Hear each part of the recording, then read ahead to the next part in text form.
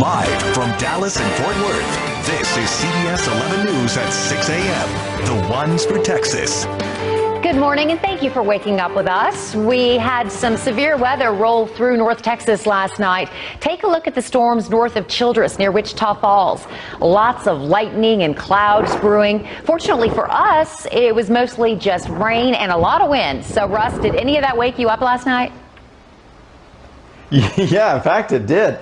This is 2 out of 3 storms now in a row that I've been woken up, if you're keeping track. But yeah, I had a little bit of hail at my house. Not a whole lot, wasn't very significant, but we did have that for a little while, but a whole lot of wind, that's for sure. Yeah. It was a whole lot worse farther north, and when we came on the air this morning, there was still some rain in our area, but hopefully it's starting to move on out now. Let's check in with Annalise to find out what the very latest is on the storms that are hanging around. Annalise.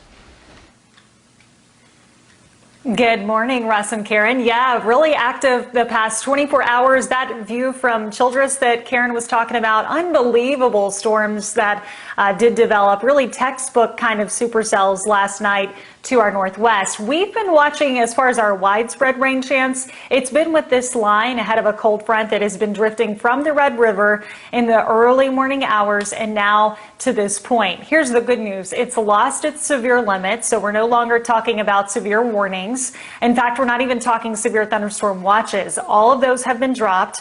We are looking, though, still at occasionally some gusty winds, but nothing that would be severe limits, which would be up to 60 miles per hour.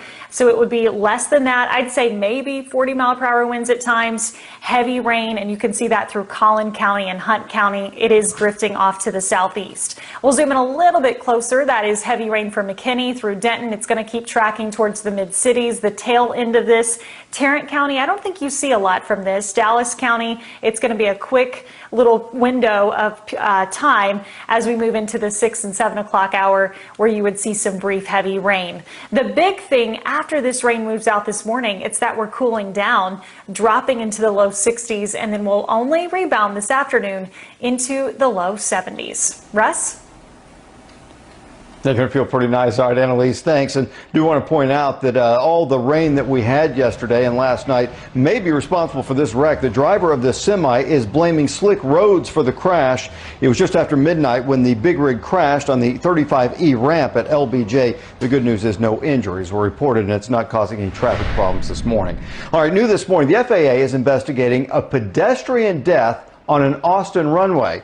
According to a statement, the pilot of a Southwest Airlines flight reported a person on a runway at the Austin Bergstrom International Airport shortly after the Boeing 737 touched down about 8 p.m. Southwest Airlines says that the pilot tried to avoid that person. Our sister station in Austin spoke to police who said that person was not dressed as an airport worker and did not have an ID. The plane was arriving from Dallas. Well, today is the day more Texas businesses are allowed to reopen. Hair salons, barber shops, nail and tanning salons are all included.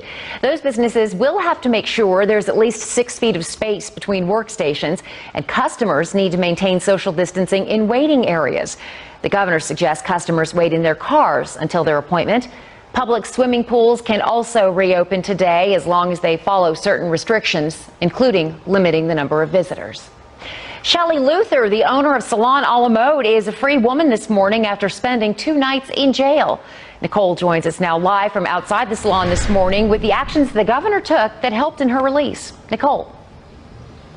Karen, Governor Abbott amended his executive order after Shelley Luther received that 7-day jail sentence. He now eliminates jail time as a possible punishment for those who defy it.